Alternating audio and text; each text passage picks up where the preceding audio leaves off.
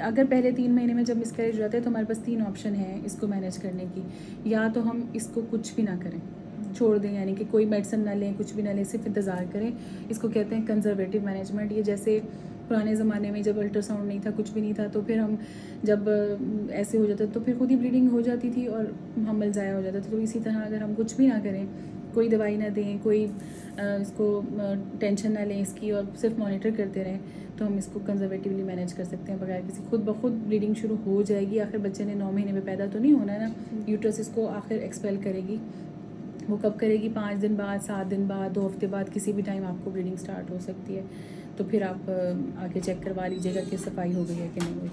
दूसरी ऑप्शन ये होती है, इसको कहते हैं मेडिकल ट्रीटमेंट। तो मेडिकल मैनेजमेंट जो होती है ना, मेडिकल मैनेजमेंट में ये होता है कि हम मेडिसिन देते हैं खाने के लिए। तो उसमें ये होता है कि यूट्रस में खुद पेन स्टार्ट होती है और यूट्रस इसको एक्सपेल कर देती है। इसको मेडिकल मैनेजमेंट कहते हैं। तीसरी जो होती है वो होती है सर्जिकल मैनेजमेंट, जिसको रूटीन में हम DNC कहते हैं ना, कि यूट्रस का मुँह खोल के हम उसको खुद ही उसकी सफाई करते हैं। रूटीन में जो सर्जिकल मैनेजमेंट या DNC है उसको हम रिज़र्व रखते हैं। हम सिर्फ तब करेंगे जब बहुत ब्लीडिंग हो रही हो या बहुत पेन हो रहा हो। तो जो मेरी अप्रोच है वो मैं ये ऐसे करते हैं कि हम कंजर्वेटिव मैनेजमेंट पे आपको रखेंगे। जब तक खुद से ब्लीडिंग शुरू ना हो आपने कोई मेडिसिन नहीं खानी, ठीक है।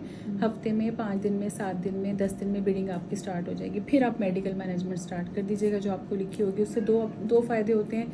एक तो आपका दिल भी मुतमईन हो जाता है कि वाकई ये ज़ाया ही हो रहा था, मैंने खुद नहीं ज़ाया किया। अक्सर लोगों को ये बाद में टेंशन हो जाती है। और दूसरी ये होता है कि जब खुद से ब्लीडिंग शुरू होती है तो यूट्रस एक्चुअली उसको एक्सपेल करने के लिए रेडी हो जाती है। वो उससे जुदा हो जाता है बचतानी की दीवार से हमल। तो उसमें फिर ये है कि आसानी से ज़रा एक्सपेल हो जाता है। फिर जब मेडिसिन खाएंगी तो उससे दर्दें वगैरह शुरू होंगी जिससे ये निकलेगा। किसी किसी को 90% लोगों को तो ऐसे ही एक्सपेल हो जाता है, यानी कि मेडिसिन से, या कभी कभी खुद ब खुद भी।